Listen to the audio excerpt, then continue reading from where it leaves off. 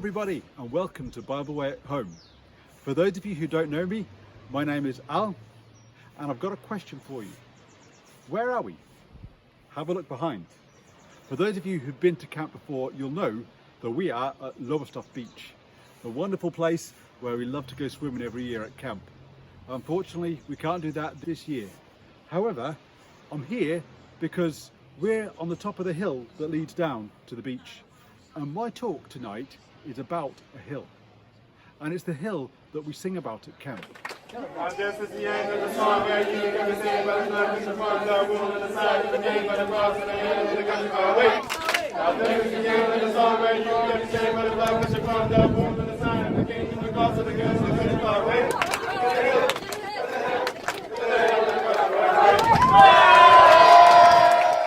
There's a cross on a hill in a country far away. It's a fantastic song, a real tongue twister, really fun to sing. I really miss that song.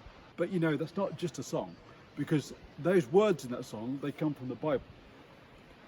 The hill in that song is called Calvary. I'll just turn to the verses that speak about that. It's in Luke chapter 23 and verse 32. And it says, "Now 2 others also, criminals, were led with him to be put to death. And when they came to the place which is called Skull, there they crucified him, and the criminals, one on the right hand and the other on the left. And Jesus said, Father, forgive them, for they do not know what they are doing." You know that song? The words of it go, there's a king on a cross, on a hill, in a country far away. That king is Jesus. We've been looking all week at the life of Jesus. And here we come to one of the key events in that life, which is actually his death. Now Jesus, he didn't die of natural causes. He didn't die of old age. He died a horrible death, the death of crucifixion, one of the worst, most agonizing deaths you could ever do to anybody. Jesus was there, and he was on the cross in the middle, and he had a criminal on his right and a criminal on his left. They were both criminals. They both deserved to be there.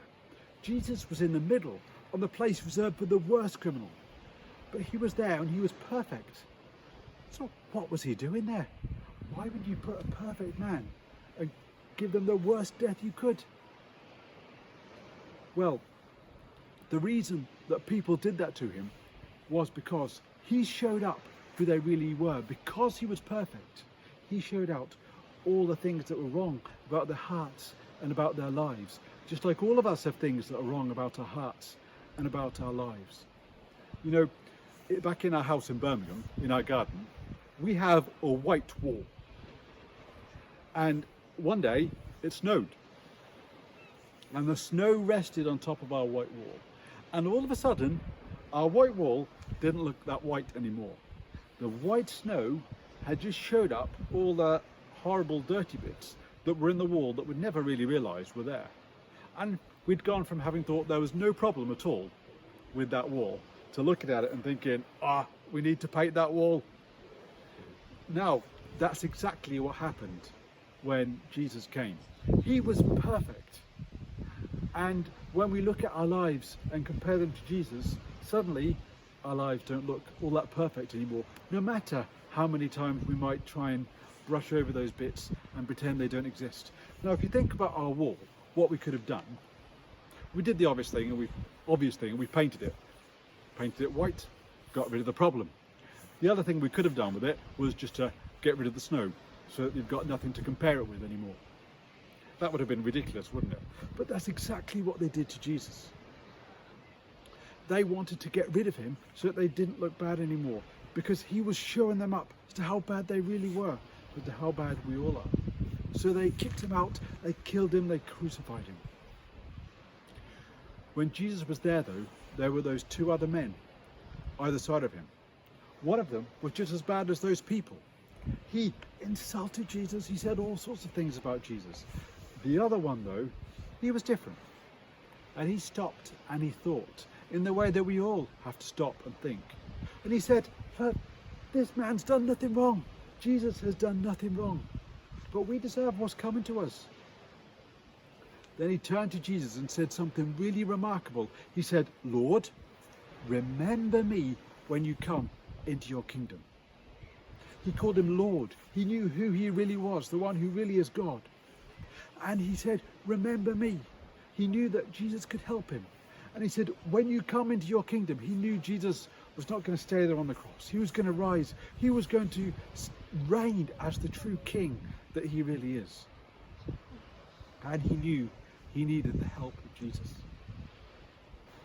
Not help for what he was suffering then, but help for the punishment which is going to come to all of us because of the things that we've done wrong. And he cried out and said, "Lord, remember me. You can help me." And that is what each and every one of us need to say. We can turn to Jesus and we can say, "Lord, remember me. Help me." But why could Jesus help him?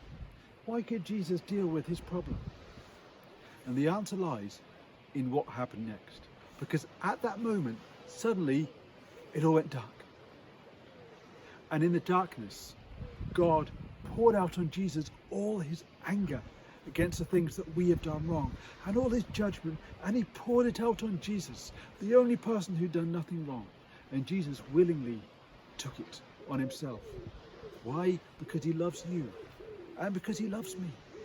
And in the darkness there, he suffered there, and he suffered for it all. And in the end he cried, "It is finished," it was done, completed. And that is why he can help that criminal. That is why he can help you, and why he can help me.